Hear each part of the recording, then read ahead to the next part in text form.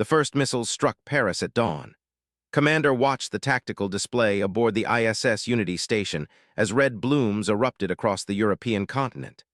His coffee floated forgotten beside him, the brown liquid forming perfect spheres in zero gravity while humanity's worst nightmare unfolded below. "Sir, we're getting reports from every continent now," Lieutenant Sarah Park's voice cracked as she spoke. "Tokyo, New York, Moscow, they're hitting everything." Gripped the edge of his console, knuckles white against the cold metal. 20 years in the Navy, 15 in space operations, and nothing had prepared him for this. The alien vessels had appeared without warning, materializing in Earth's orbit like ghosts made solid. They were massive, each one easily 3 times the size of the largest aircraft carrier humanity had ever built. The communication channels erupted with chaos. Military frequencies, civilian broadcasts, emergency services, all screaming at once.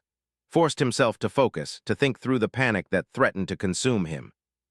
"Kill the civilian feeds," he ordered. "Military channels only, get me a line to CENTCOM." The wait lasted 30 seconds that felt like hours. When General's face appeared on screen, saw the same shock he felt reflected in her eyes. "Commander, what's your status?" Her voice was steady despite everything. "Station is secure, General. We have visual on 19 hostile vessels in high orbit. They're deploying smaller craft toward population centers worldwide. We need targeting solutions, anything you can give us." Pulled up the scan data, his mind racing through the information. The alien ships were unlike anything in human experience. Their hulls absorbed radar, deflected laser ranging, and seemed to exist slightly out of phase with normal spacetime. But there was something else, something his trained eye caught in the pattern of their movements. "General, they're maintaining formation. Look at vessels 7, 12, and 15. They're moving in perfect sync. There's a coordination delay of approximately 0.3 seconds. Leaned forward, you think they're networked. More than that, I think they're being controlled remotely. Watch how they adjust when one changes course, it ripples through the entire fleet." Below them, Earth continued to burn. The alien attack wasn't attempting to destroy humanity, it was far more calculated than that. They targeted infrastructure, communication hubs, military installations. Power grids collapsed continent by continent. The goal was obvious: disable humanity's ability to coordinate a defense. "Incoming transmission," Park called out. "Unknown source broadcasting on all frequencies." The voice that filled the station was like gravel grinding against steel, run through a synthesizer designed by something that had never heard human speech. But the words were clear enough. "Humans of Earth, you have been judged. Your species has demonstrated the capability for interstellar travel. You have split the atom. You have begun to spread beyond your world. This cannot be permitted. Surrender will result in preservation. Resistance will result in extinction. You have one planetary rotation to decide." The transmission ended. Silence filled the station for 3 heartbeats. 24 hours, said quietly. "They're giving us 24 hours. Commander's voice cut through his thoughts. "We're implementing Protocol Omega. You know what that means." Felt his stomach drop. Protocol Omega, the last resort plan that everyone hoped would never be necessary. It meant Earth's governments were preparing for the worst. "Understood, General. What are my orders?" "You're our eyes and ears up there. We need every scrap of data you can gather on those ships. Weaknesses, patterns, anything. If this goes the way we think it will, you might be all that's left." The connection terminated, floated there, staring at the tactical display. Below him, 7 billion people looked to the sky in terror. Above him, an enemy that viewed humanity as nothing more than a threat to be eliminated. "Sir," Park's voice was small, "what do we do?" Turned to face his crew. 3 officers and 2 civilian scientists who had come to the station to study cosmic radiation. Now they were witnesses to the end of the world they'd left behind. "We do our jobs," said firmly. "Every sensor we have focuses on those ships. I want hull compositions, energy signatures, communication frequencies, everything. If they're going to kill us, we're going to make them work for it." The hours that followed were a blur of data collection and analysis. Barely slept, existing on coffee and determination. The alien vessels continued their methodical destruction of Earth's infrastructure. They were efficient, precise, and utterly remorseless. Dr. James Reeves, one of the civilian scientists, made the first breakthrough. "Commander, look at this. The ships aren't just networked, they're running on a distributed computing system. Each vessel is processing a fragment of the overall battle plan." Studied the data flow patterns Reeves had mapped, which means if we disrupt the network, they'd lose coordination, maybe even control. Reeves pulled up another screen. But there's more. The network has a central node right there, that vessel in the center of the formation. A command ship breathed. "Take it out, the whole network collapses." He immediately opened a channel to CENTCOM, but there was no response. He tried alternate frequencies, emergency channels, even old Cold War-era backup systems. Nothing. "Park, what's the status of global communications?" "Gone, sir. 98% of satellites are either destroyed or jammed. Ground-based systems are offline. I'm not even picking up civilian radio anymore." Felt the weight of isolation settle over him. The Unity station and its crew of 5 were possibly the last free humans with a clear view of the enemy. Everything he'd learned about the alien network, the command ship, the coordination delays, all of it was useless if he couldn't tell anyone. "Sir, I'm picking up something," Park said suddenly. "It's faint, but there's a burst transmission coming from somewhere in the Mojave Desert, military encryption." Moved to her station. The signal was weak and intermittent, but it was there. Someone down there was still fighting, still coordinating. He spent 3 hours crafting a compressed data package containing everything they'd learned about the alien fleet. The network structure, the command ship's position, the coordination delays, all of it packed into a tight burst transmission that would take only seconds to send. "Park, can you punch through their jamming?"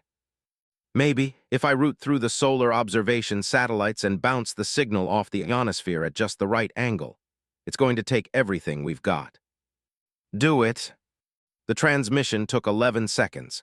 For those 11 seconds, every system on the Unity station focused on one goal, getting the data to Earth. When it finished, half their communication array was burned out, but the package had been delivered. "Did they receive it?" asked. Park checked her instruments. Confirmed someone got it. Allowed himself a small moment of hope. Maybe it would be enough. Maybe humanity still had a chance. The alien response came swiftly. 3 of their smaller craft detached from the main fleet and began accelerating toward the Unity station. "They know we're here," Reeves said unnecessarily. Watch the approaching vessels on the display. They would reach the station in less than an hour. There was nowhere to run, no way to fight. The Unity station had never been designed for combat. "Everyone to the escape pods," ordered. "Sir, the pods can't survive atmospheric entry from this altitude," Park protested. "We'd burn up." "I know, but there's a resupply module docked at the Chinese station. If we can reach it, we can use its heat shields." It was a desperate plan, barely worth calling a plan at all. The Chinese station was 40 kilometers away, and the alien ships would reach them in minutes, but it was something. They moved quickly, efficiently, the way trained professionals did under pressure.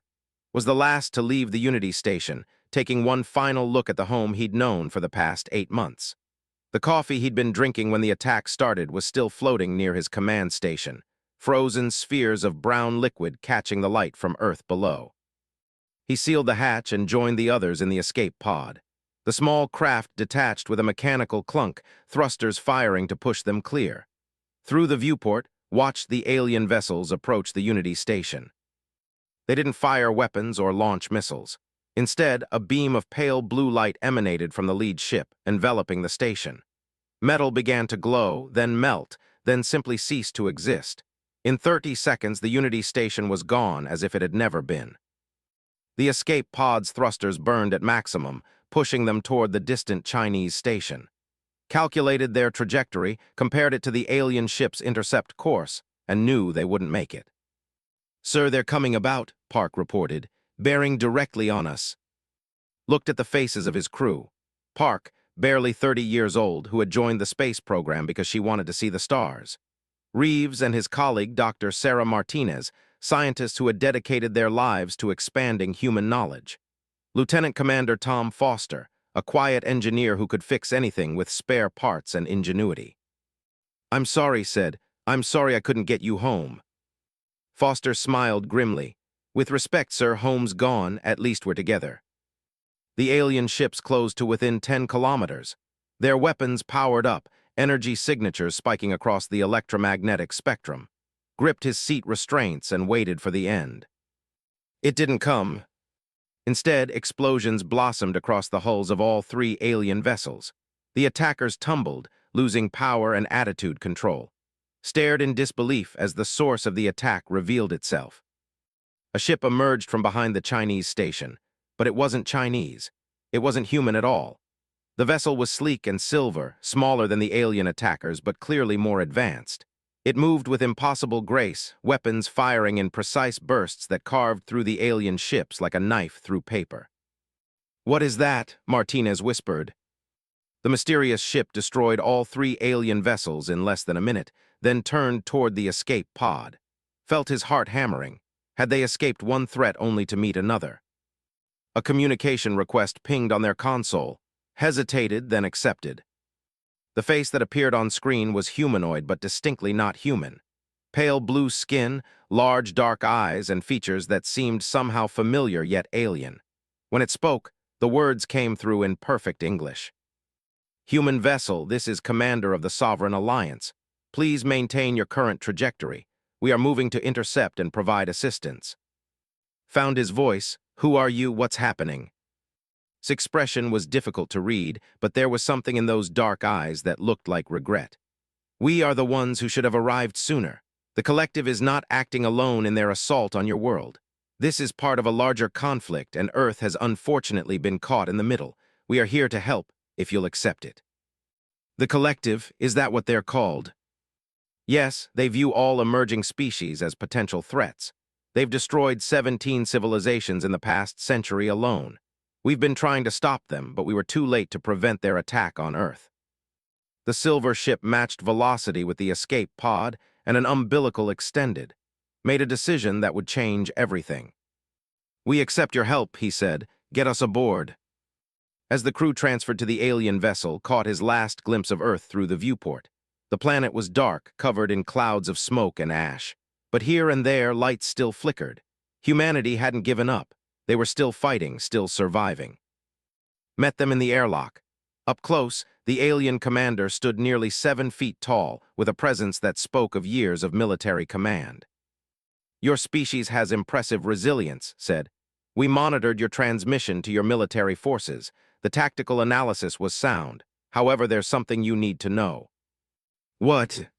"The collective didn't just attack Earth to eliminate a potential threat. They're looking for something they believe humans possess."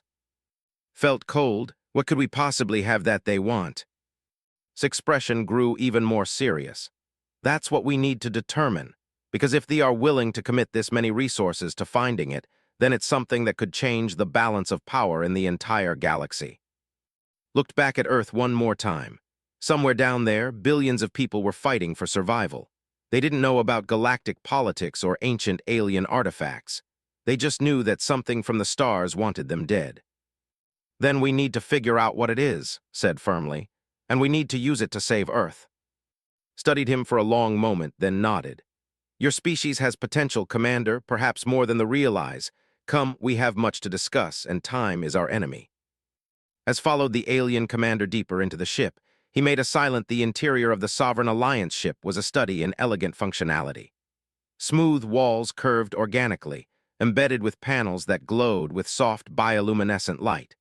And his crew followed through corridors that seemed to anticipate their movement, doors opening silently as they approached. They entered what was clearly a command center. Holographic displays floated in the air, showing tactical data on the assault. Recognized Earth's continents on one display, marked with red indicators showing active combat zones. There were more than he'd feared.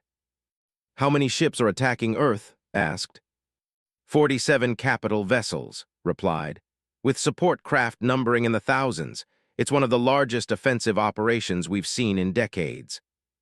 Park gasped. 47, we only tracked 19 from the station." "They've been arriving in waves, using a form of faster-than-light travel that masks their approach until they drop into normal space. Your planet's defensive systems never had a chance to prepare." Studied the display, his tactical mind automatically cataloging the information. "You said they're looking for something. What makes you think humans have it? Manipulated one of the holographic displays, and a new image appeared, a complex geometric pattern that seemed to shift and change as looked at it. The pattern was familiar somehow, tickling at the edges of his memory. This is a quantum resonance signature we detected emanating from your planet approximately 6 months ago, explained. It matches the signature of something we call the Nexus Archives. Quantum resonance? Dr. Reeves pushed his glasses up his nose, scientific curiosity overriding his fear. We don't have technology capable of generating quantum-level signatures detectable in space. Precisely why we found it so interesting, said. The Nexus Archives are ancient repositories of knowledge from a civilization that existed billions of years before any current spacefaring species. They contain technology and information that could advance any civilization by thousands of years, or provide weapons capable of destroying galaxies. Felt the weight of those words, and one of these archives is on Earth. We believe so, they clearly believe so. They've deployed their forces to every location where quantum resonance spikes have occurred. Unfortunately, those locations include most of your major cities. That's not a coincidence, Foster said quietly. If this thing responds to something humans have or do, it would be strongest where humans are most concentrated. Nodded approvingly. An astute observation. We've theorized that the archives respond to certain types of neural activity or technological development. It's why they remain hidden until a species reaches a certain threshold. Moved closer to the tactical display, studying the attack patterns. You said you're part of the Sovereign Alliance. How many species are in this alliance? 12 full members with another 37 associate members. We formed 500 years ago specifically to counter the collective's aggression. They view the galaxy as a zero-sum game. Resources are finite, so any other species represents competition to be eliminated. How has this war been going? His expression darkened. We hold our own, barely. They are militarily superior in nearly every way. They reproduce faster, their technology adapts quicker, and their willingness to commit genocide gives them strategic advantages we cannot match without betraying our own values. So you're losing, said bluntly. We're surviving, but if they obtain a Nexus archive, the war ends. They would have access to weapons and technology that would make resistance impossible. Turned back to his crew. They all looked exhausted, traumatized, but he could see the same determination in their eyes that he felt. They were officers and scientists, problem solvers by nature and training. Then we need to find it first, said. Is there any way to communicate with Earth's remaining forces? Limited. The jamming is extensive, but we've established contact with a few scattered resistance cells. The largest coordinated defense is centered in the North American military complex you call NORAD. They've somehow maintained partial communications with other underground facilities worldwide. That's who received our transmission, Park said. The Mojave signal. Made a decision. I need to get back to Earth. If there's a resistance forming, they need everything we know about the network structure. And if we're going to find this archive before the do, it needs to be humans who do it. I cannot take this ship into Earth's atmosphere, said. They would detect us immediately and respond with overwhelming force. We're operating under strict rules of engagement. The Sovereign Council forbids direct military intervention in conflicts involving precontact species. Precontact? Martinez asked. But you're making contact right now. Emergency humanitarian intervention is permitted. Direct military action on your behalf is not. If we openly engage the fleet in your orbit, it would escalate to a full-scale battle that would destroy what's left of your planet. Clenched his fists in frustration. So you're just going to let us die? No, said firmly. I'm going to give you the tools to save yourselves. Your species has already demonstrated remarkable ingenuity and resistance. With the right support, you might survive this. Over the next several hours, explained what the Sovereign Alliance could offer. It wasn't direct military support, but it was something. Intelligence on tactics and weaknesses, limited medical supplies, and something far more valuable, a translation matrix that would allow to access captured computer systems. They are efficient, but their efficiency creates predictability, explained. Every ship uses the same basic operating protocols. Every commander follows the same tactical doctrine. If you understand the pattern, you can exploit it. How do we get back to Earth? Asked. Even if you can't take us down, you said that would detect any approach. There's an alternative. Pulled up another display, this one showing a debris field in low Earth orbit. One of your supply shuttles was destroyed in the initial attack. The wreckage is still in a decaying orbit. We can place you inside one of the larger pieces and adjust its trajectory. To the sensors, you'll appear to be nothing more than falling debris. Foster studied the proposal. That's insane. Those pieces aren't designed for atmospheric entry. We'd burn up or break apart. Not if we reinforce the structure with our materials and provide you with emergency thrusters for the final descent. It's dangerous, but possible. Looked at his crew. I won't order anyone to come with me. This is volunteer only. Park spoke first. Respectfully, sir, where else would we go? Earth is our home. Reeves and Martinez nodded. Foster just smiled. Besides, someone needs to make sure you don't crash that debris field before we reach the ground. The preparation took 6 hours. Crew worked with impressive efficiency, cutting and welding pieces of the destroyed shuttle into something that might, just barely, survive atmospheric entry. They installed Sovereign Alliance technology that would have seemed like magic to just days ago. Force field generators to dissipate heat, compensators to soften the impact, and most importantly, a communication system that could punch through jamming using quantum entanglement. As they worked, found himself in conversation with about the Sovereign Alliance and the larger galaxy beyond Earth. How many species has the destroyed? Asked. Completely destroyed? 17, as I mentioned. Severely damaged or conquered? Hundreds. They've been expanding for over 3,000 years. They believe it's their evolutionary destiny to dominate all other forms of life. That's what they said in their message, that we'd been judged, like they have some right to determine who gets to exist. His expression was grim. They evolved on a harsh world where only the strongest survived. They've simply extended that philosophy to an interstellar scale. In their worldview, any species capable of becoming a threat must be eliminated before that potential is realized. And what does the Sovereign Alliance believe? That diversity strengthens the galaxy, that cooperation yields better results than conquest, that different perspectives and different ways of thinking solve problems that homogeneity cannot. Paused. Though I'll admit, there are days when I wonder if we're simply too idealistic to win. You'll win, said with more confidence than he felt. Because you have to, because the alternative is unthinkable. That's what I admire about your species, Commander. Humans possess an irrational optimism that borders on delusion, yet somehow you make it work. You reach for things that seem impossible and occasionally succeed. The makeshift atmospheric entry vehicle was ready just as another wave of vessels appeared in Earth's orbit, and his crew climbed aboard, strapping into seats that Foster had reinforced with Sovereign Alliance materials. Met at the hatch. I've loaded the translation matrix into your communication device. It will take time to fully compile, but once it does, you'll be able to interface with any system. Use it wisely. What about you? What will you do? Continue to monitor and assist where possible. There are 43 other sovereign ships in your system, all operating under the same restrictions I am. We're doing what we can without triggering a larger war. Extended his hand. After a moment's confusion, gripped it in the human gesture of farewell. Thank you, said simply. Survive, Commander, find the archive before the due. And perhaps, when this is over, humans and the Sovereign Alliance can face the galaxy together as allies. The hatch sealed, felt the vehicle detach from the Sovereign ship and begin its controlled tumble toward Earth. Through the viewport, he watched the stars spin past, mixing with the lights of the fleet and the burning atmosphere of his home world. Entry in 10 minutes, Foster reported, his hands flying over the jury-rigged controls. This is going to be rough.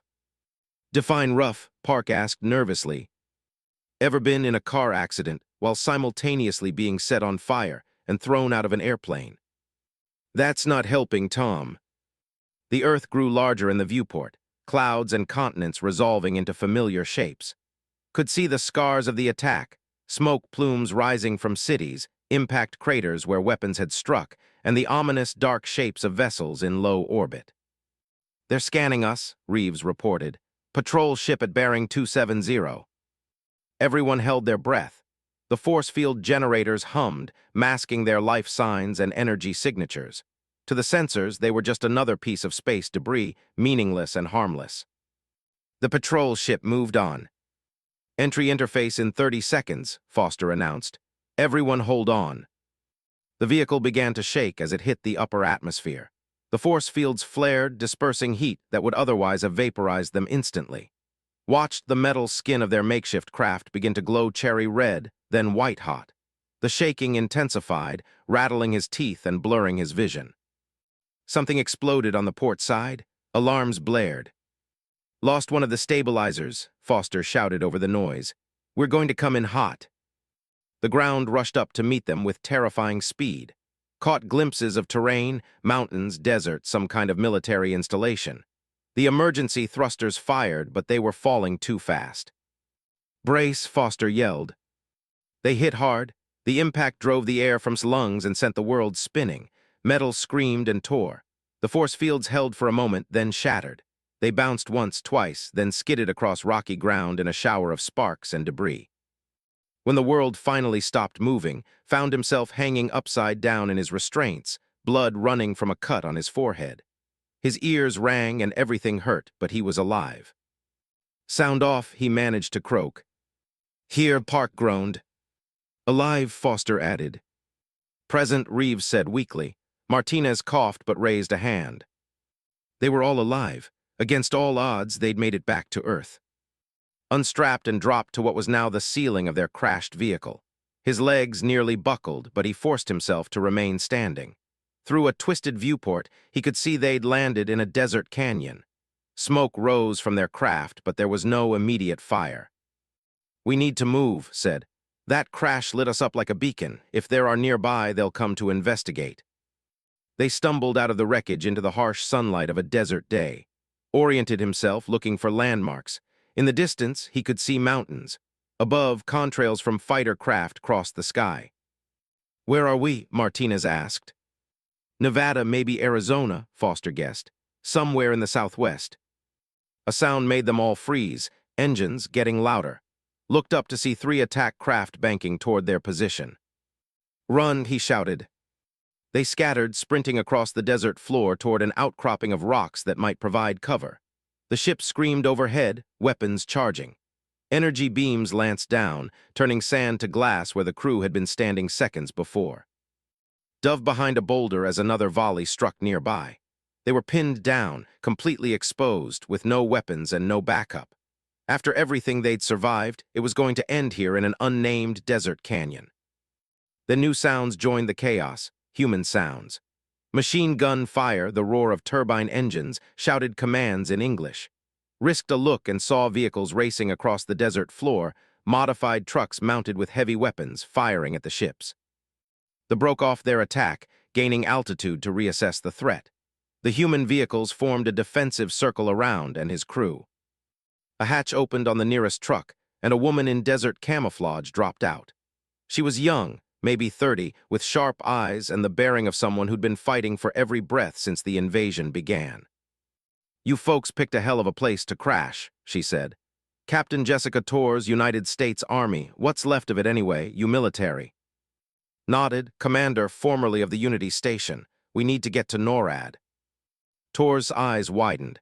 "You're the source of that tactical data burst. Command has been trying to implement it, but they adapted their network faster than we expected. You've got more." "Everything, and I need to speak with whoever's coordinating the resistance. It's urgent." Torres looked up at the sky, where the ships were circling for another attack run. "Well, Commander, if you want to get to NORAD, we better move. Those bugs don't give up easy." They piled into the trucks as the vehicle's weapons opened up again, providing covering fire. Found himself pressed against Park and Foster in the back of a truck that smelled of gun, oil, and desperation. As they raced across the desert toward whatever shelter Torres could offer, activated the sovereign communication device. The translation matrix was still compiling, but he could see enough to know they had a chance. They had made one crucial mistake. They'd assumed humans would break under the assault, that they'd surrender or die without putting up meaningful resistance. They hadn't counted on humanity's stubborn refusal to accept defeat. Looked at his exhausted crew, at the determined soldiers surrounding them, and felt something he hadn't felt since this nightmare began. Hope. The convoy drove for 2 hours through terrain that showed the brutal scars of war. Saw burned-out vehicles, cratered roads, and the skeletal remains of buildings that had been hit by energy weapons.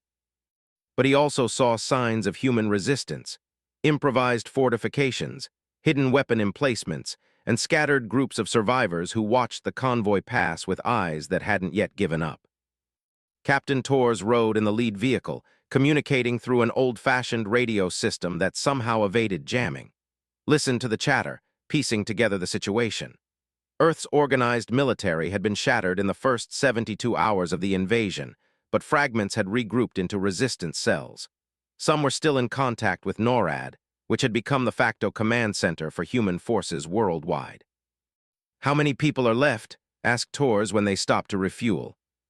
She took a long drink from a water bottle before answering. "In this region, maybe 100,000 scattered across Nevada, Arizona, and parts of California. Worldwide?" She shook her head.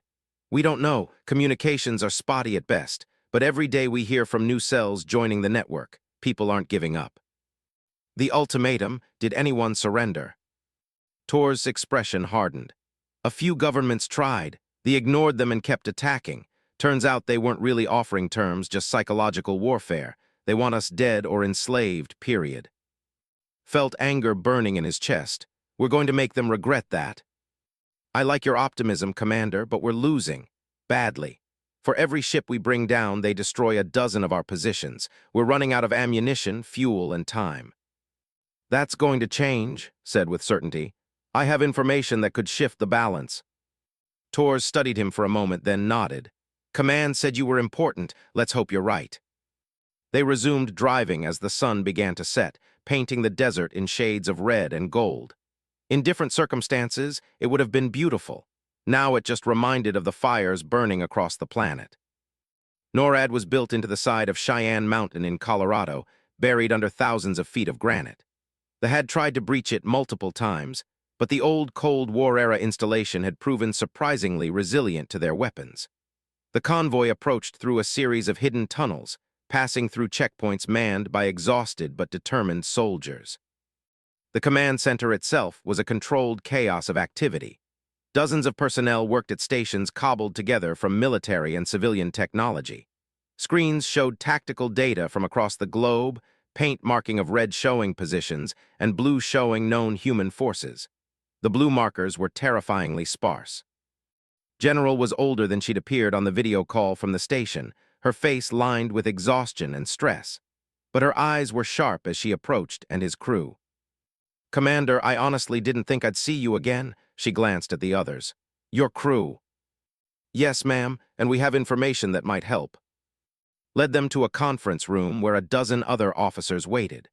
Recognized a few faces: Major General David Park from the Air Force, Admiral from what remained of the Navy, and several others representing different branches and nations. "You have the floor, Commander," said. Activated the holographic display had given him. The Sovereign Alliance technology projected images that made everyone in the room stare in amazement. "3 days ago, I made contact with a species called the Sovereign Alliance," began. "They've been fighting that's what our attackers call themselves, for 500 years. They've given us intelligence on tactics, technology, and most importantly, their weaknesses." He pulled up the network diagram he'd discovered aboard the Unity station, now enhanced with data from the Sovereign Alliance. "The fleet operates on a distributed network controlled by command vessels. We already knew that. What we didn't know is that their command ships have a critical vulnerability." Zoomed in on the technical specifications. "They use quantum entanglement for their FTL communication. It's instantaneous, but it requires enormous amounts of energy. That energy has to be stored somewhere, in crystalline matrices located in specific parts of each ship." Admiral leaned forward. "You're saying we can target these crystals?" "If we can destroy the quantum matrices on the command ships, the entire network fragments. The vessels would lose coordination, maybe even become vulnerable to override protocols." "Override protocols?" General raised an eyebrow. Pulled up another display. "This is a translation matrix provided by the Sovereign Alliance. It's still compiling, but once complete, it will let us interface with computer systems.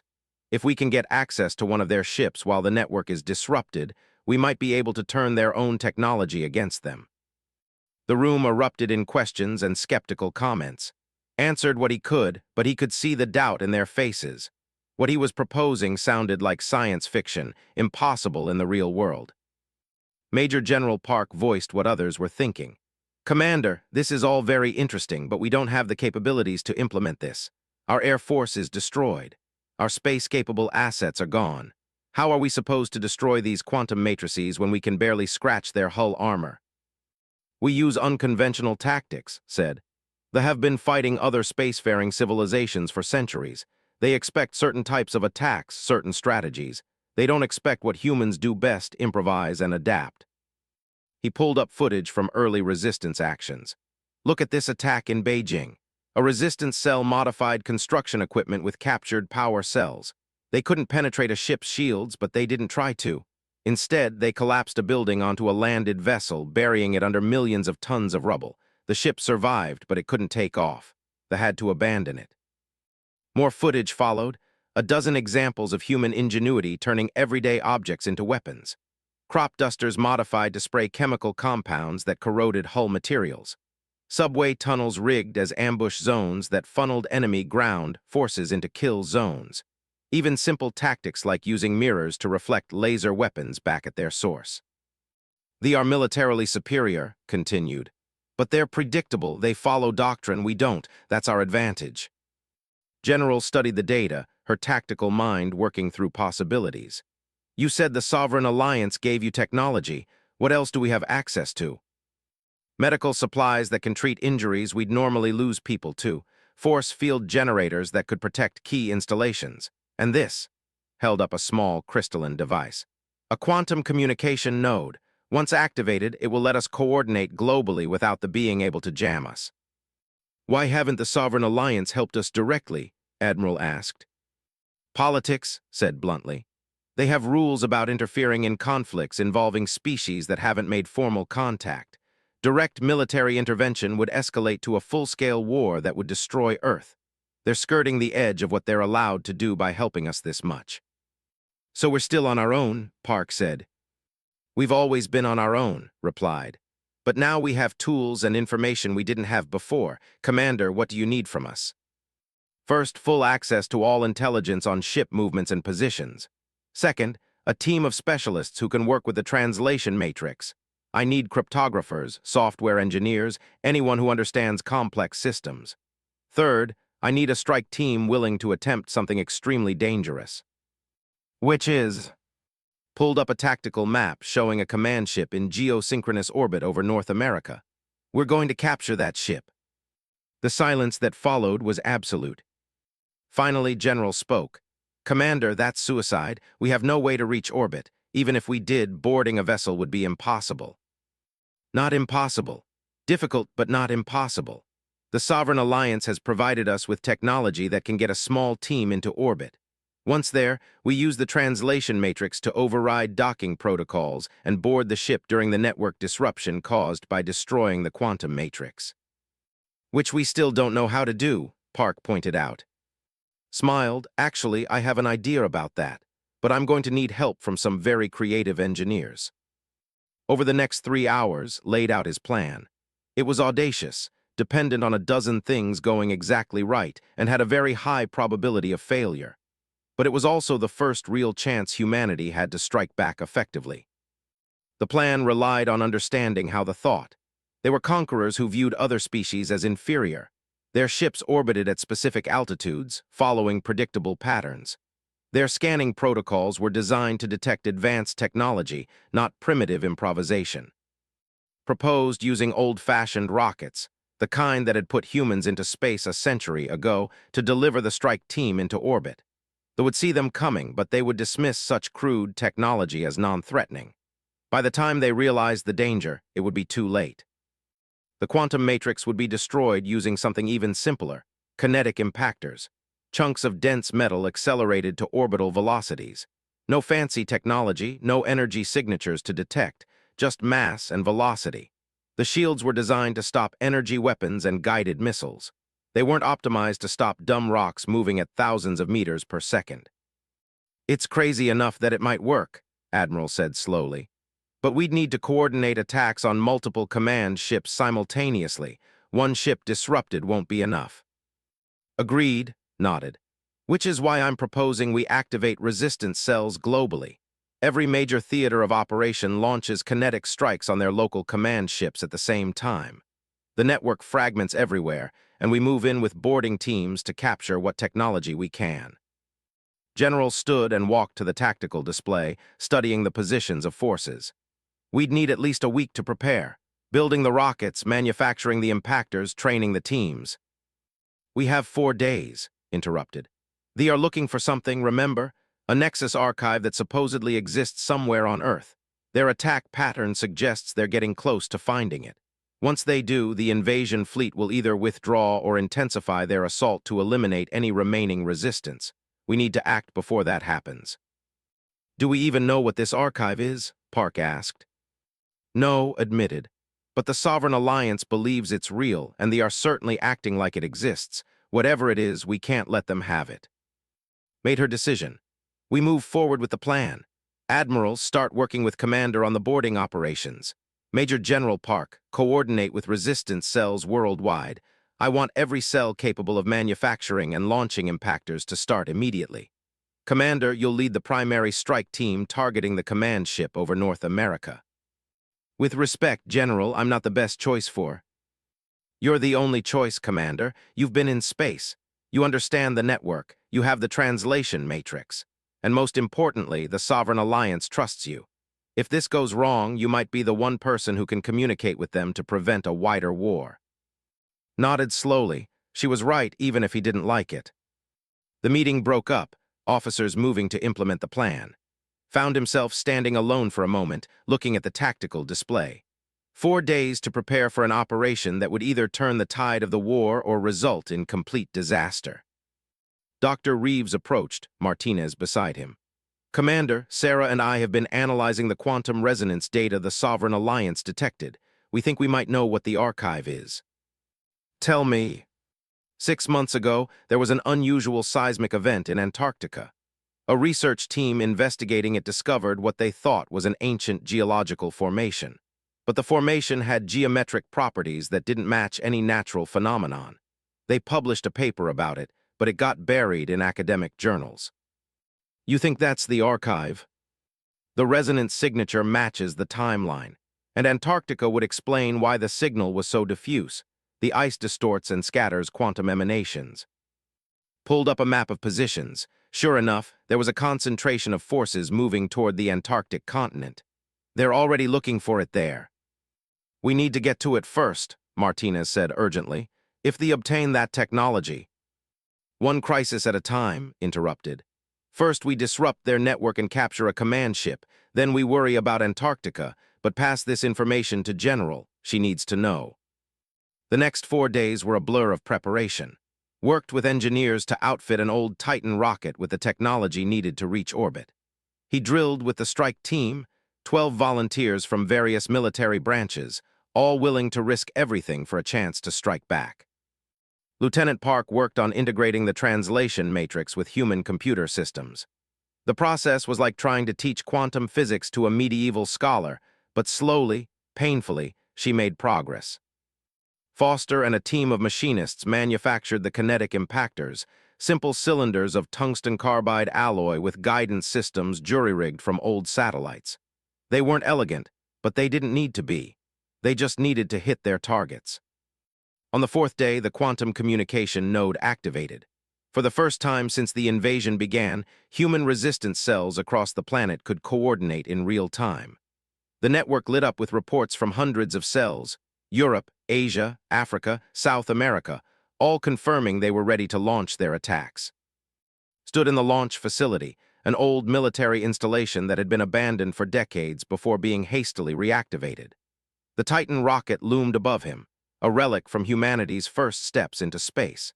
It seemed fitting somehow that humanity's first real counterstrike would use technology from that earlier era. General had come to see them off. She looked even more exhausted than before, the weight of command evident in every line of her face. "Good luck, Commander," she said simply. "Thank you, ma'am. Whatever happens, make sure someone gets to Antarctica. That archive is too important to leave unguarded. Already in motion, Captain Torres is leading a team south as we speak. Felt relief. Torres was capable. She'd get the job done. He turned to his strike team. Some were soldiers, some were pilots. One was a NASA astronaut who'd been on leave when the invasion began. All of them knew the odds. "This is it," said quietly. "In about an hour, we're going to show that humanity doesn't surrender. We don't give up. And we sure as hell don't let anyone decide our fate for us. Let's go take their ship." The team boarded the rocket, strapped in, feeling the familiar pre-launch anxiety mixed with determination. Through the small viewport, he could see the stars beginning to emerge in the twilight sky. Somewhere up there, ships orbited, confident in their superiority. That confidence was about to become their downfall. "Launch control, this is Strike Team Alpha," said into his comm. "We are go for launch." "Copy that, Alpha. Kinetic impactor teams report ready worldwide. On your mark, Commander." Checked his countdown. 20 seconds to launch. He thought about Earth, about the billions of people counting on this desperate plan to work. He thought about and the Sovereign Alliance watching from the shadows. Most of all, he thought about the who had come to Earth expecting easy conquest. "All teams," said clearly, "execute in 3, 2, 1, mark." Across the planet, improvised rail guns fired. Simple rockets launched. Repurposed industrial equipment hurled tungsten carbide death toward orbit at impossible speeds. And at that moment, the Titan's engines ignited. Felt the familiar crushing acceleration as the rocket lifted off, pressing him deep into his seat. Through the viewport, he watched the ground fall away, the sky darken, and the stars grow brighter. They were going to war. And for the first time since the invasion began, the Titan rocket punched through the atmosphere like a spear thrown at the stars. Felt every vibration, every shift in acceleration as the ancient vehicle struggled toward orbit. Around him, his strike team remained silent, each person locked in their own thoughts about what came next. "Stage 1 separation," called out Lieutenant Sarah Park from her position at the jury-rigged control panel. She'd insisted on coming and hadn't had the heart to refuse her. "Stage 2 ignition in 3, 2, 1, mark." The rocket shuddered as the second stage fired. Through the viewport, watched the curvature of Earth become more pronounced. He could see the Terminator line dividing day from night, and in the darkness, the lights of cities that still burned from attacks. "Sir, I'm picking up multiple radar locks," reported Sergeant James Miller, their sensor specialist. "Patrol ships are tracking us." "Expected," said calmly. "They see us as a primitive rocket, non-threatening. They won't waste weapons on us until we prove otherwise. And if they do decide to shoot us down, then we die quickly instead of slowly. Focus on the mission." The translation matrix device strapped to his chest pulsed with a soft blue light. Park had finally managed to complete the compilation 2 hours before launch.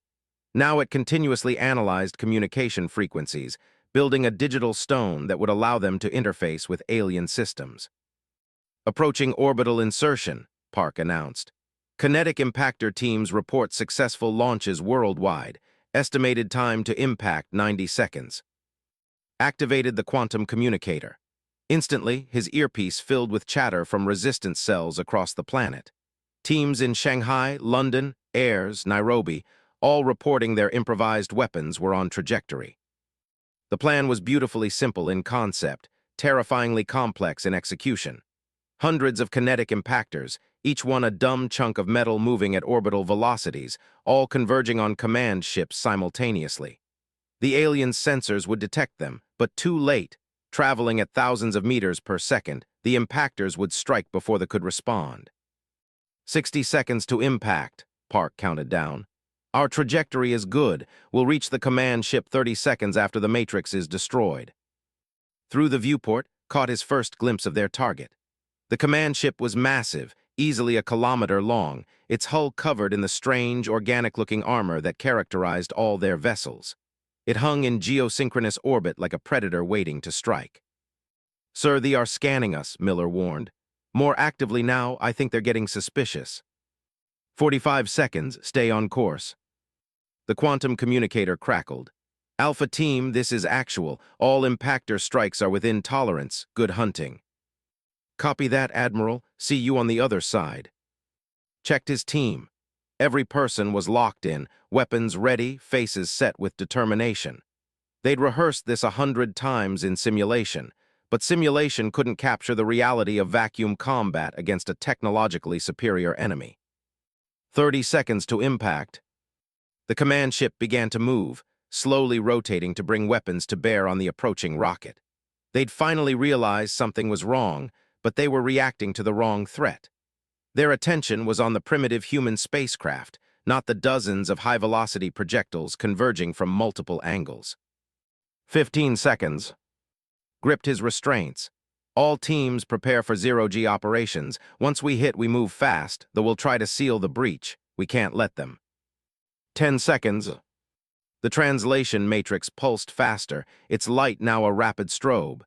It was detecting the quantum entanglement field from the ship, preparing to interface. 5, 4, 3, 2, 1, impact. The kinetic impactors struck like the fist of an angry god. Through the viewport, saw the command ship shudder as multiple projectiles punched through its hull at velocities that turned metal into plasma. The quantum matrix, buried deep within the vessel, took a direct hit from an impactor that had threaded through the ship's structure with impossible precision. The effect was instantaneous and catastrophic. The network, which had coordinated their entire invasion fleet, simply ceased to exist. Ships across the globe suddenly lost contact with their command structure. Some continued following their last orders. Others stopped dead, paralyzed by indecision. "Matrix is down," Park shouted. "Network is fragmenting, it worked." "Take us in," ordered. The Titan's final stage fired, adjusting their trajectory toward the crippled command ship. Other kinetic impactors had torn holes in the hull, creating dozens of potential entry points. Park guided them toward the largest breach, one that led directly into what their scans suggested was a main corridor. "Brace for contact," she warned. They hit hard, the rocket's momentum carrying them through the breach and into the ship. Metal screamed and tore. Alarms blared in the alien vessel, warnings in a language that sounded like grinding stones. Hit his restraint release and pulled himself into zero gravity. His team followed, each person moving with the practiced efficiency of professionals who'd trained for this moment. "Move, move, move," ordered, pulling himself through the breach and into the ship proper. The interior was unlike anything he'd expected. The corridors were too tall, too wide, designed for beings larger than humans. The walls pulsed with bioluminescent patterns that might have been lighting or might have been something else entirely. The air was thin and tasted of ozone and something organic that couldn't identify. "Miller, secure this position. Park, you're with me. We need to find their central computer core." Activated the translation matrix and held it against the nearest wall panel. The device hummed, analyzing the alien systems, building connections through pure computational brute force. After a moment, a holographic interface appeared, rendered in English. "We're in," Park breathed. "The translation matrix is accessing their systems." Navigated through layers of alien code, guided by instinct and the matrix's interpretation algorithms. The computer architecture was strange but not entirely alien. They used hierarchical structures, data routing protocols, security measures, different implementations of universal concepts. "There," pointed, "that's their navigation and control system." "Incoming," Miller called out. "At least a dozen hostiles approaching from forward section." "Hold them off, we need 2 minutes." Weapon fire erupted in the corridor. The used energy weapons that superheated air to plasma. Miller and his team returned fire with conventional human weapons, bullets and explosives that seemed primitive but were terrifyingly effective in the confined space. Forced himself to focus on the task at hand. The translation matrix was good, but it wasn't perfect. Every action required interpretation, confirmation, careful navigation through systems designed by non-human minds. "I'm in their propulsion controls," Park reported. "If we can lock out their helm, they won't be able to change orbit or escape." "Do it, then find their communication systems. We need to broadcast our success to the rest of the fleet." Park's fingers flew across the holographic interface. "Done. They're locked in position. And I'm accessing their comms now. Their entire network is in chaos. The other command ships were hit successfully. The fleet is fragmenting just like you predicted." A soldier appeared at the end of the corridor and got his first clear look at humanity's enemy. The creature stood nearly 8 feet tall, with 4 arms and a carapace that looked like it could stop small arms fire. Its face was, with multiple eyes and mandibles that clicked in what might have been speech or might have been rage. It raised a weapon. Miller shot it 3 times in the center mass. The creature staggered but didn't fall. Miller shot it 4 more times. It finally collapsed. "They're tough," Miller reported unnecessarily. "We need to move."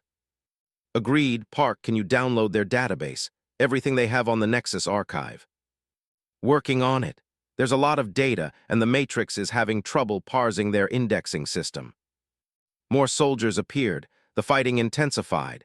His team was well-trained and determined, but they were outnumbered and every second counted. "Got it," Park announced. "Archive data downloading now. Also grabbed their tactical database, ship specifications, and what looks like their strategic plans for the invasion." "How long?" 30 seconds. "We don't have 30 seconds. Miller fired another burst down the corridor. "They're organizing a counterattack. We need to go now." Made a decision. "Park, take the Matrix and get back to the breach point. Download what you can on the way. Miller, cover her. Everyone else fighting retreat. Go." The team moved as one, pulling back toward the breach while maintaining covering fire. They pressed forward, more and more soldiers pouring into the corridor. They'd clearly adapted to the human tactics, using their numerical superiority to overwhelm the strike team. Was the last to reach the breach point. He turned to provide covering fire and saw a soldier aiming directly at Park. Time seemed to slow, raised his weapon, knowing he wouldn't be fast enough. The shot never came. Instead, the soldier jerked and fell, a smoking hole in its back. Behind it, saw another, but this one wore different armor and seemed to be fighting against its own kind. "Move," the strange shouted in English. "I cannot hold them long." Didn't question the miracle. He grabbed Park and pulled her through the breach, back into the relative safety of their entry point. The last thing he saw before sealing the airlock was the rebel fighting against its own species, buying the humans precious seconds to escape. "Back to the rocket," ordered. "We've got what we came for." The team piled back into the Titan's command module, which was now more of a lifeboat than a spacecraft.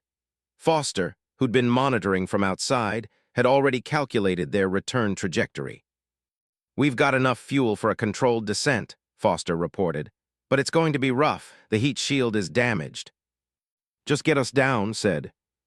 As the rocket detached from the command ship and began its descent, activated the quantum communicator. "All teams, report status." The responses came in from across the globe. London team successful. Shanghai team successful. Airs encountered heavy resistance but completed objectives. Nairobi team lost but confirmed Matrix destruction before being overrun. Out of 23 strike teams, 19 had successfully boarded command ships and captured valuable intelligence. 4 had failed, their members killed in action. But the network was broken. The fleet was in disarray. "Sir, you need to see this," Park said, studying the data they'd downloaded. Her face had gone pale. "The archive, I know why they want it so badly." She pulled up a file that the translation matrix had decoded. It showed detailed schematics of something that looked like both a computer and a living organism, wrapped around geometric patterns that hurt to look at directly. "The Nexus archive isn't just a database of ancient technology," Park explained. "It's a genetic library. DNA sequences, evolutionary templates, biological optimization algorithms. According to this, it contains the complete genetic history and potential future of every species it's ever encountered." "Why would that matter to the?" asked. "Because they're not natural evolution. Look at this timeline. They were artificially enhanced 3,000 years ago, modified to be perfect soldiers. But the modifications are degrading. Each generation is slightly weaker, slightly less coordinated. They're dying out, and they know it. Understood, they want the archive to fix themselves. More than that, they want to use it to modify themselves into something even more perfect, and then use it to eliminate every other species by preventing them from ever-evolving capabilities." The implications were staggering. No wonder they were willing to commit so many resources to finding the archive. It represented survival for their species and domination of the galaxy. "Where's Captain Torres?" asked urgently. "Is she close to the archive location?" He pulled up the tactical display. Torres' team was in Antarctica, approaching the coordinates Reeves had provided. But so were ground forces, thousands of them converging on the same location. "Get me a line to Tor's," ordered. The connection was patchy, but Tor's voice came through. "Good to hear from you. We're about a mile from the coordinates, but we've got company. Everywhere. I don't think we can reach it first." "You have to try, if they get that archive." "I know. We're moving as fast as we can." The rocket shuddered as it hit the atmosphere. Through the viewport, watched the hull begin to glow red with re-entry heat. But his mind was in Antarctica, racing toward a discovery that could save or doom humanity. "Sir, we're coming in too steep," Foster reported. "The damaged heat shield can't handle this angle. We need to adjust or we'll burn up." "Do what you can." Foster fought with the controls, trying to shallow out their descent. The rocket groaned and shook, pieces of the heat shield flacking away in streams of superheated metal. "Tors, listen to me," said into the comm. "The archive is dangerous. Don't let anyone interact with it directly. The records suggest it's reactive to certain forms of consciousness. It might." Static filled the line. Couldn't tell if the signal was lost or if something had happened to Tor's team. Tors, respond." Nothing but static. The rocket broke through the cloud layer. Below, could see the desert where this had all began just days ago. NORAD was coordinating the landing, guiding them toward a dry lake bed that could serve as an improvised runway. "Brace for impact," Foster announced. "This is going to hurt." They hit hard, skipping once across the lake bed before settling into a grinding slide that seemed to last forever. Metal screamed. Systems failed. The world was a cacophony of noise and violence. Then finally, stillness. Hung in his straps, ears ringing, tasting blood. But he was alive. They were all alive. "Status," he croaked. "Bruised but functional," Park reported. Other team members sounded off, confirming they'd survived. The hatch opened. Bright sunlight streamed in, along with the worried faces of recovery personnel. General herself was there, helping pull from the wreckage. "Commander, good work. The fleet is in complete disarray. We're actually pushing them back in some areas." Antarctica said urgently, "Tors." "No contact for the last 15 minutes. We're trying to reach her, but something is interfering with communications in that region. Every sensor we point at Antarctica is going haywire." Felt dread settle in his stomach. Something had happened at the archive site, something big enough to disrupt sensors across an entire continent. "I need to get there," said. "Commander, you're in no condition." "General, with respect, I'm the only person who has any understanding of what the archive is and what it can do. If Tors has found it, if they are trying to access it, we need someone there who understands the stakes." Looked at him for a long moment, then nodded. "There's a transport ready. I'll send you with a full security team, but be careful. We've already won one victory today. Let's not lose it by rushing into something we don't understand." "Yes, ma'am." 30 minutes later, was aboard a modified C-130 racing south toward Antarctica. Through the window, he watched the landscape change from desert to ocean to ice.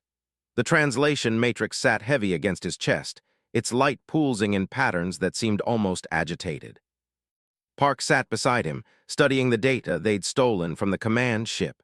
Her expression grew more troubled the deeper she dug into the files. "There's something else you need to know about the archive," she said quietly. "According to the records, it doesn't just contain genetic information. It has something they call a consciousness substrate, a form of distributed intelligence that processes and optimizes genetic data." "Meaning what?" "Meaning the archive isn't just a database. It's alive. And according to these logs, the last time anyone interacted with one, it made decisions about which species deserved to survive and which needed to be optimized." Looked at her sharply. "Optimized how?" "The records aren't clear, but 17 species that made contact with other Nexus archives simply vanished from the galactic stage. No war, no disaster. They just stopped existing as they were and became something else." The implications chilled to his core. They weren't just racing to keep a weapon from they were racing to prevent something far more fundamental, the potential rewriting of humanity itself. The C-130 approached the coordinates. Through the window, could see the devastation of battle. Ships were crashed or burning across the ice. Human vehicles were scattered and destroyed. And at the center of it all, barely visible through the snow and ice, something glowed with a light that no human technology had ever produced. "Take us down," ordered. "Whatever happens next, we face it together." C-130 touched down on ice that had been melted and refrozen into a flat surface by weapons fire, and his security team disembarked into a landscape that looked like the aftermath of Armageddon. Bodies lay frozen alongside human ones, locked in their final moments of combat. Vehicles, both human and alien, smoldered in the Antarctic cold. But the most striking feature was the structure at the center of the battlefield. It rose from the ice like a geometric impossibility, all angles and surfaces that seemed to exist in more dimensions than could properly perceive. The structure pulsed with light that shifted through colors he'd never seen before, and just looking at it made his head ache. "That's it," Park breathed beside him. "That's the Nexus Archive." A figure emerged from behind a damaged transport. Captain Torres, her uniform torn and blood-stained, but alive. Relief flooded through. "Commander," Torres called out, limping toward them. "Thank God you're here. We have a situation." "What happened?" Torres gestured toward the archive. "We got here just ahead of there was a firefight. We lost a lot of good people, but we held them off long enough for the structure to fully emerge. It was buried under 2 miles of ice, but when it activated, the ice just disappeared. Not melted, disappeared." "Who activated it?" Tor's expression darkened. "That's the problem.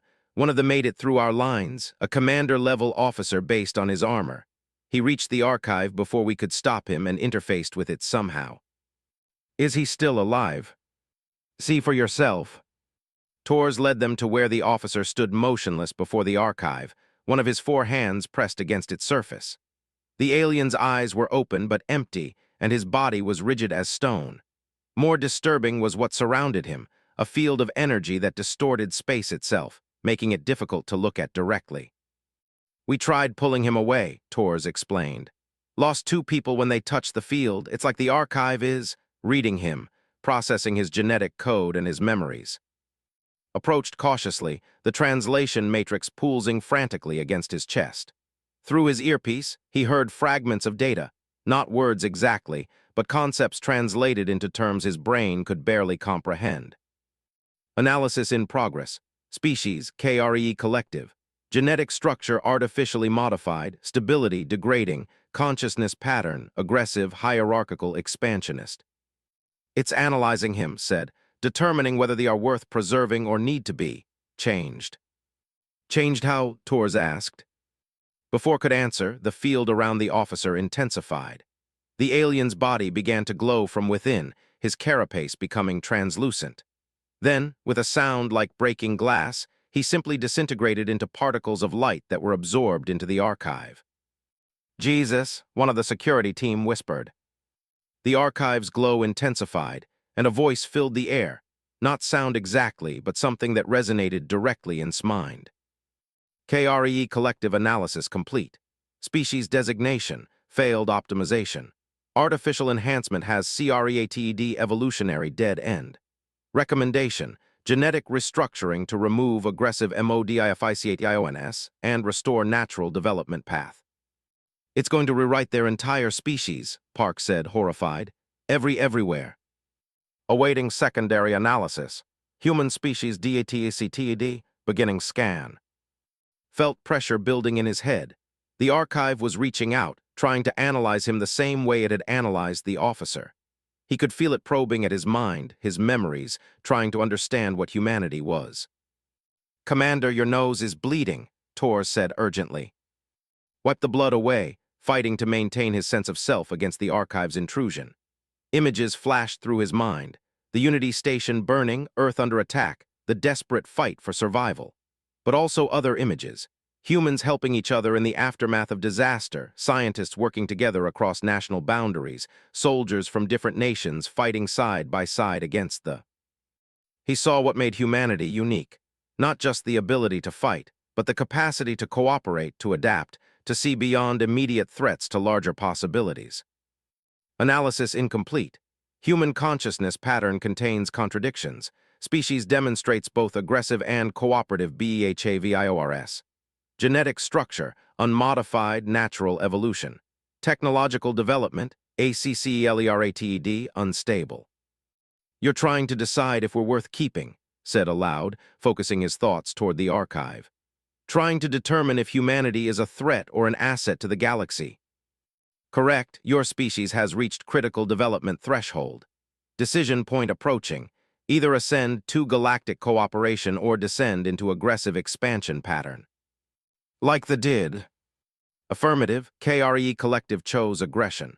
Modification 2 Enhance Combat CAPABILITIS led to evolutionary stagnation and inevitable extinction. Question: Will humanity follow same path? Understood now. The archive wasn't just a database. It was a judge, a filter that ancient civilizations had created to manage the galaxy's younger species. It analyzed new spacefaring civilizations and determined whether they could be trusted with the power that came from interstellar travel.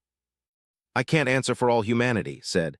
"No one person can. We're diverse, contradictory, often irrational, but that's our strength. We adapt, we learn, we make mistakes and try to do better." Insufficient data. Direct consciousness integration required 4 full analysis. The pressure in his head intensified. He could feel the archive preparing to do to him what it had done to the officer, pull him into itself, scan every neuron and memory, reduce him to data to be analyzed. "No," Park said firmly, stepping forward. "You can't just take one person and claim to understand an entire species. Humans are individuals, each of us is different. You want to understand humanity, you need to see all of us, not just one." The pressure paused. "Explain." Park pulled out a data drive.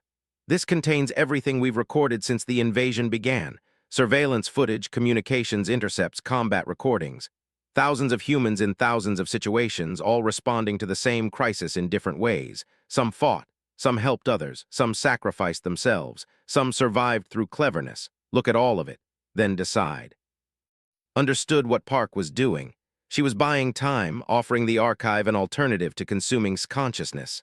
But would it work? The archive's light shifted, focusing on the data drive Park held. After a moment, tendrils of energy extended from the structure, gently taking the drive and drawing it into the archive's mass. Analysis beginning, time required unknown. The glow dimmed slightly as the archive turned its attention to processing the data. Staggered, the pressure in his head releasing. Tors caught him before he could fall. "That was too close," Tors said. "It's not over," replied. "The archive is still going to judge us, and when it's done analyzing that data, it's going to make a decision that affects every human who will ever live." "Then we need to be ready for whatever that decision is," Park said.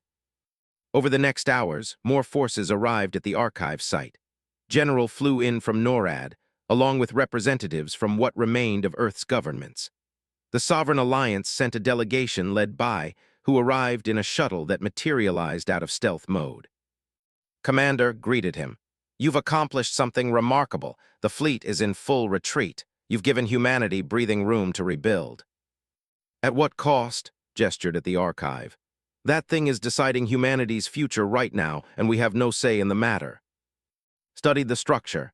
The Nexus archives are difficult to explain to species who haven't encountered them before.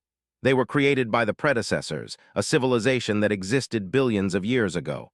They seeded these structures across the galaxy as a safeguard. Against what? Against species like against civilizations that would use interstellar travel to spread destruction rather than cooperation. The predecessors understood that reaching the stars was a turning point for any species. Those who made that leap while still controlled by tribal instincts, by fear and aggression, would eventually destroy themselves and others. The archives were meant to guide species past that critical juncture. "By rewriting them?" asked bitterly. "By optimizing them," corrected. "Removing artificial modifications that lead to dead ends. Highlighting genetic and mimetic traits that lead to long-term survival. The archives don't destroy, they refine." That's still playing God with entire species. Perhaps, but consider the alternative. Without the archives, they would have continued their expansion unchecked. They would have destroyed hundreds more civilizations. Instead, the archive will restore their species to its natural state, giving them a chance to evolve beyond their artificial limitations. "And what will it do to humanity?" Didn't answer immediately. "That depends on what the archive finds in your species' character. If it judges that humanity has the potential to become a positive force in the galaxy, it will enhance those traits. If it finds that humanity is likely to follow the path, he trailed off. It will change us into something else, finished. Or it will determine that humanity needs more time to develop naturally and seal itself away for another 1,000 years. The archive's glow suddenly intensified. Everyone instinctively stepped back as the structure's energy field expanded. The voice returned, now speaking in a way that everyone could hear. Analysis complete. Species, Homo sapiens. Genetic structure, natural, unmodified. Technological development, rapid, ACCLERATING. Consciousness pattern, highly variable, demonstrates both cooperative and aggressive TEND and CIES. Critical finding, humanity possesses unique adaptive flexibility. Species capable of rapid behavioral modification without genetic restructuring. Cultural evolution, OUTPACES biological evolution by significant margin. What does that mean? General asked. Humanity has potential to become either beneficial or harmful to galactic stability. Current state, insufficient data for final determination. So you're not going to judge us? Asked. Negative, judgment REQUIRES observation across extended TIMEFRAME. Humanity's response to current crisis SUGGESDS positive trajectory, but sample size insufficient for definitive conclusion. Decision, humanity DESIGNATED as probationary species. Archive will remain active but SEALED. Humanity will have access to basic technology database but not to genetic optimization, SYSTEMS, or advanced weapons technology. A section of the archive opened, revealing a chamber filled with crystalline structures that pulsed with inner light.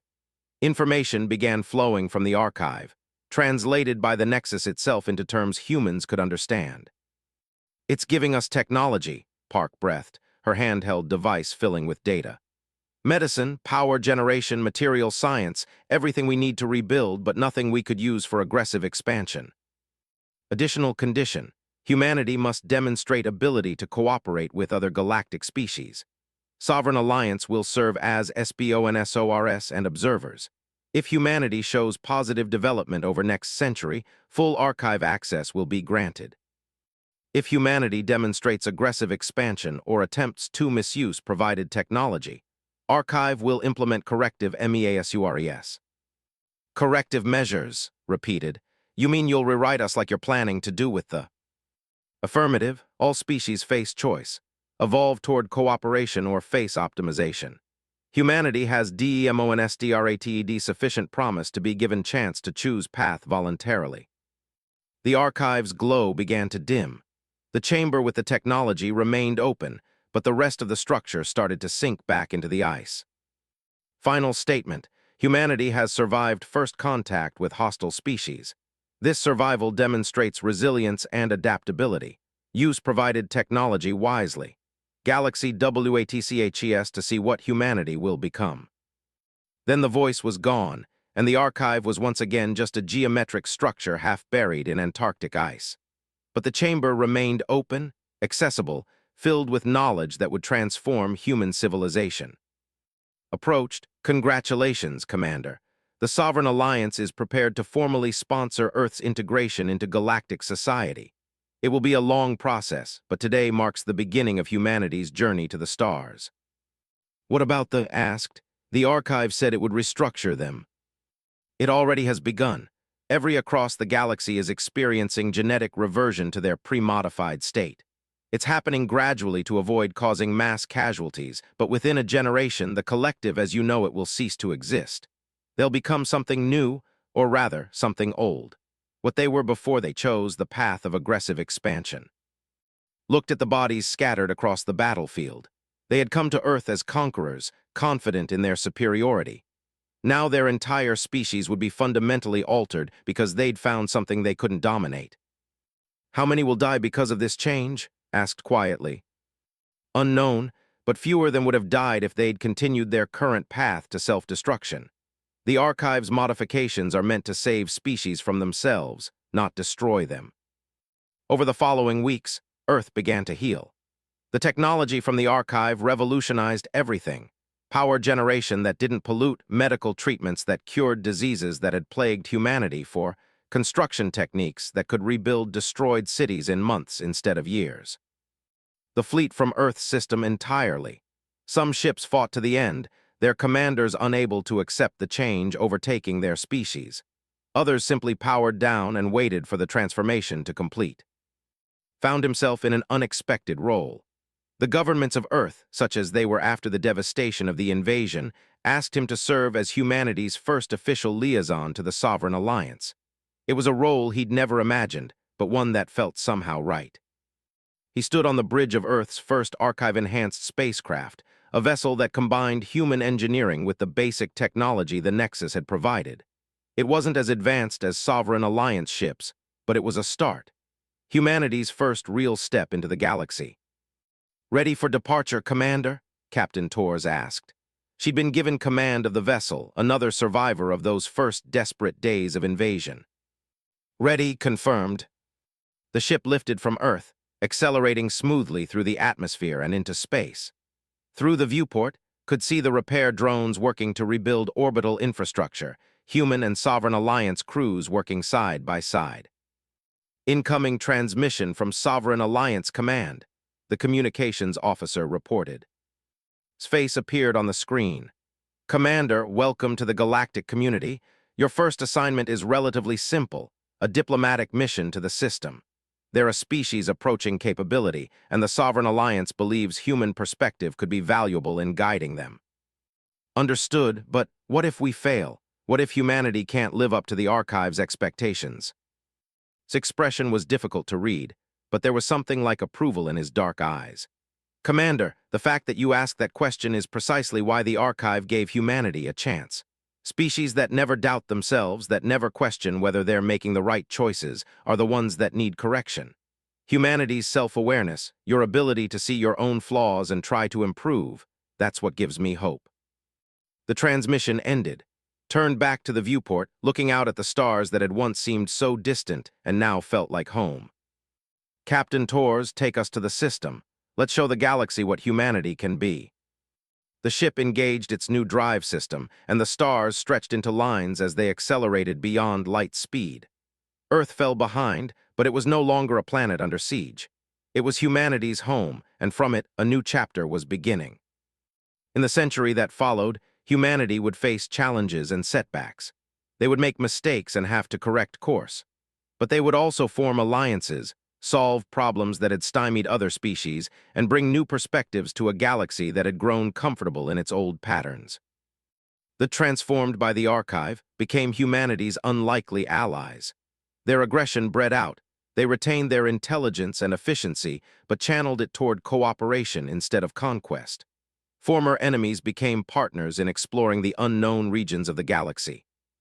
And the human who had refused to surrender when Earth was invaded became the symbol of humanity's potential. Not because he was perfect, but because he represented what humans could be when pushed to their limits, adaptive, creative, and willing to fight for what they believed in. The Nexus Archive remained in Antarctica, a reminder that humanity was still being watched, still being judged. But it was also a promise that if humans could prove themselves, if they could show that they deserved their place among the stars, the full knowledge of the predecessors would be theirs. 50 years after the invasion, returned to Earth for the last time. He was old now, his body failing despite the Archive's medical technology. He stood before the Nexus structure one final time, placing his hand against its cool surface. "We're doing it," he said quietly. "We're becoming what you hoped we could be. We're not perfect. We make mistakes, but we're trying, we're learning, and we're not giving up." The Archive pulsed once, warmly, acknowledging his words. Humanity's progress, acceptable. Full integration process continuing. Probability of successful transition to galactic cooperation, 73% and increasing. Statement, MARCUSCHEN, your contribution to human development acknowledged. Your species honors you as first among EQUALS in new era. This archive CONCURS with assessment. Smiled, high praise from a billion-year-old artificial intelligence. Correction, NOT artificial.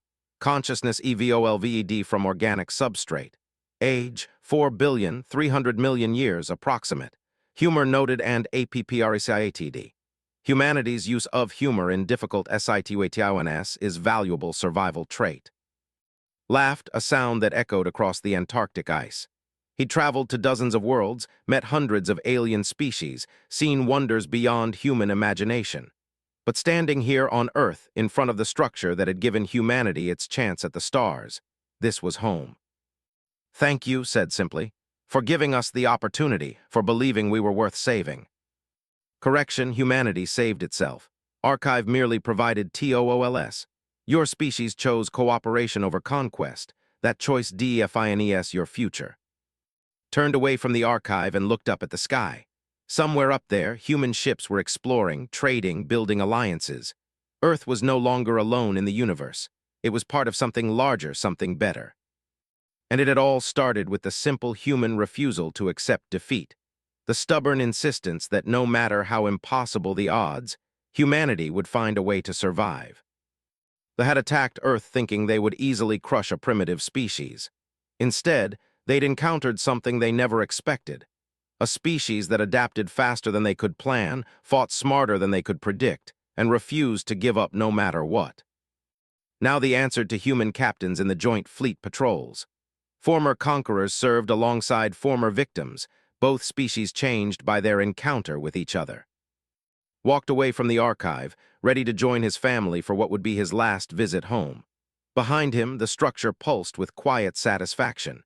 Humanity had passed its first test.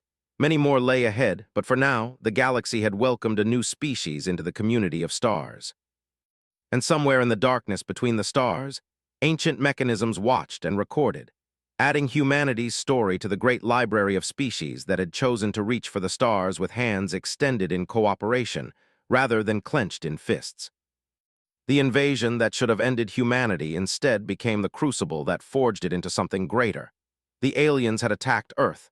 Now they answered to human captains, and the galaxy would never be the same. Was bringing the fight to the enemy. To everyone he'd left behind. He would find a way. He would learn what he needed to learn, do what needed to be done. And somehow, someway, he would make the collective regret the day they decided to attack Earth.